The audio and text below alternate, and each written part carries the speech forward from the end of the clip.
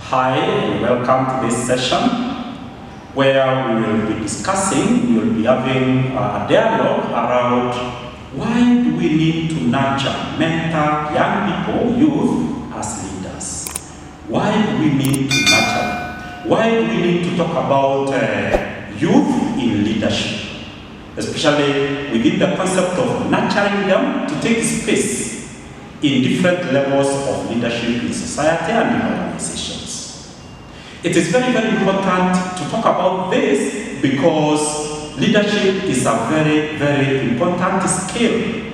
And that's why organizations employ and remunerate people in leadership positions well, and they motivate them to keep working with them because they have a big contribution in the welfare of such organizations. And therefore, even as we talk about nurturing young people as leaders, it has similar importance. Because if we need these young people to contribute in decision-making, leadership and management of what is happening around towards sustainable well-being, sustainable development, sustainable organizational growth and development, then we need to consciously nurture these people. We need to nurture them.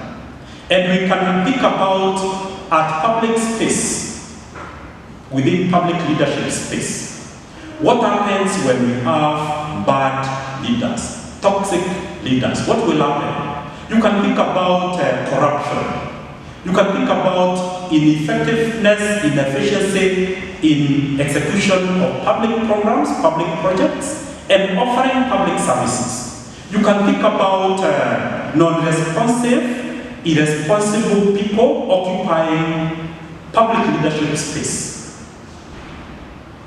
All those problems can be addressed sustainably if we nurture and mentor young people to take up those positions or to take up active roles in influencing what is happening around public space in a way that public services, public projects and programs can begin being executed in a sustainable manner, and so that intended constructive impacts and results can be achieved towards holistic wellness of the public members within different levels of the public.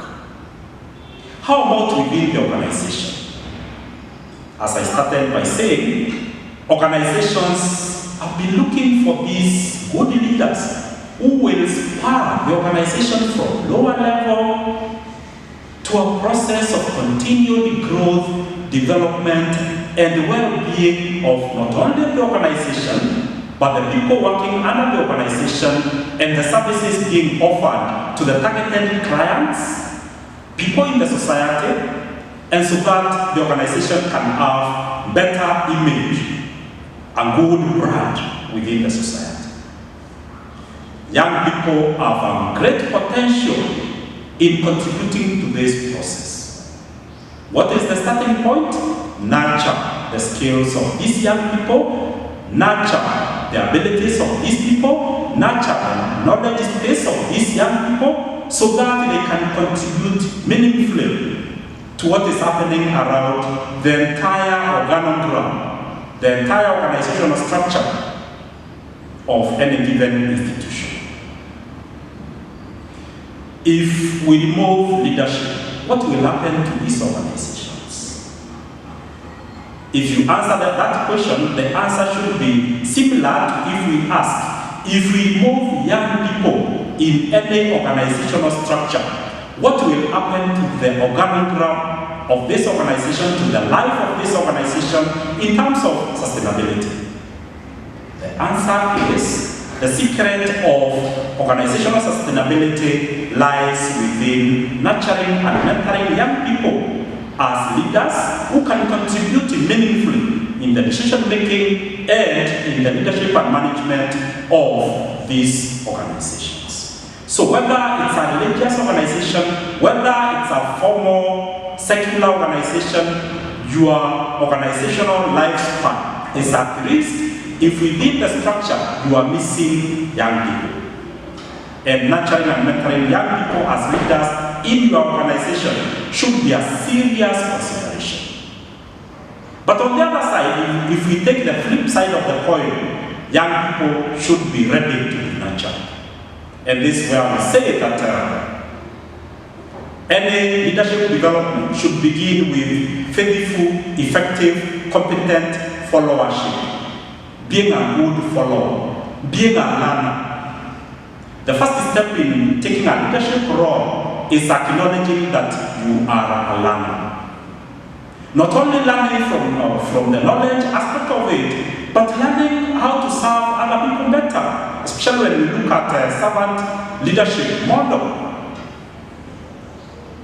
Serving people better will keep on changing in a dynamic manner. As it changes, this young leader should as well be learning, whereby one stepping stone, one initial foundation of building leadership potential among young people is acknowledging that learning is a lifelong process, not only for individual human development and growth, but also for a young person as a leader. Learning on how to be more competent, more skilled leader should be a lifelong process. What is the take for a young person here? Should have those character aspects necessary for a leader. What are some of the character aspects necessary for a leader? Visionary. Being a person with a vision, both for the individual and for the organization or for the public or a religious institution. Have a vision for yourself and for the wider good. Be committed to live for something bigger than yourself.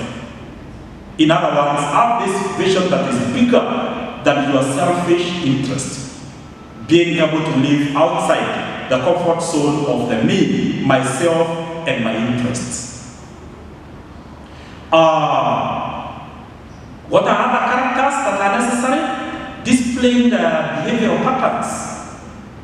A person who can be able to have schedules for themselves, schedules for the engagement with the organization and community, and be able to keep those schedules faithfully, even when they are very challenging.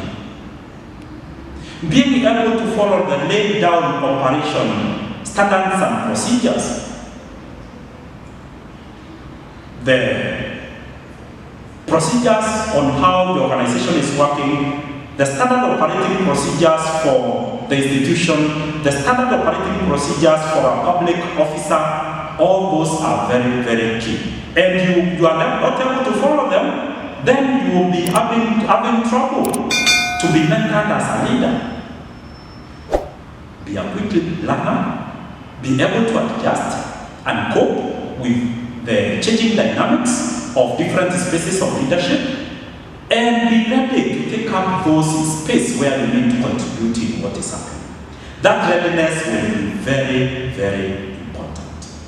How about for this person who is mentoring a group of young people to be leaders?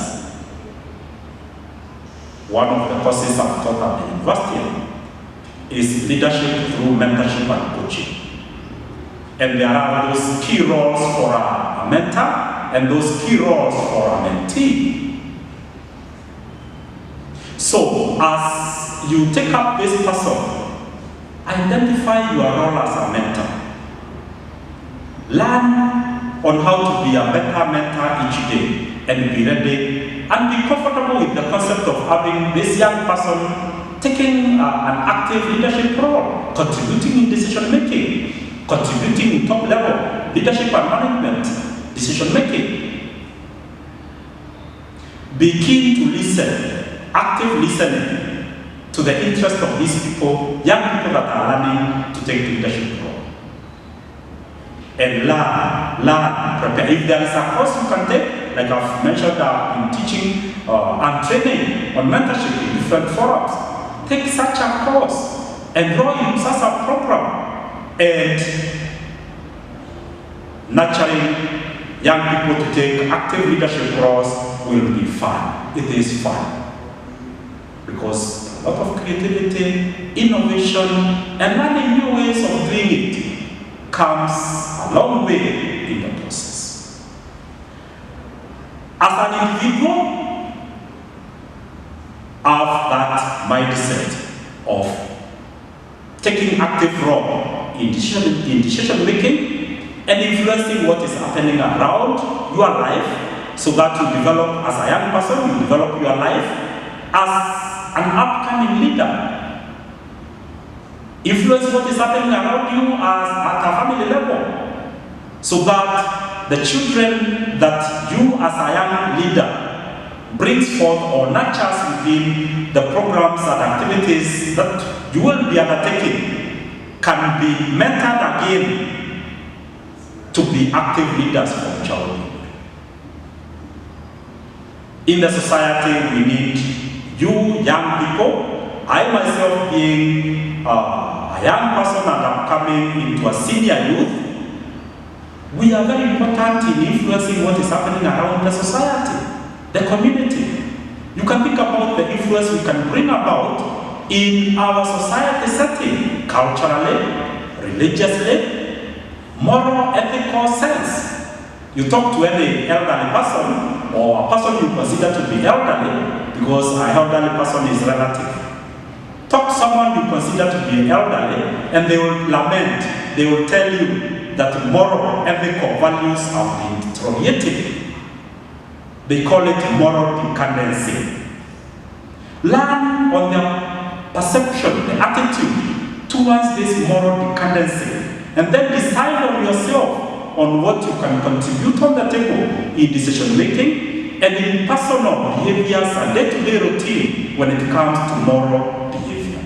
So that eventually, as young people, we cultivate the moral ethical values, the diversity in peace, coexisting peacefully with diversity in our society, so that we tolerate each other without resorting to violence, war, and destruction of life and property.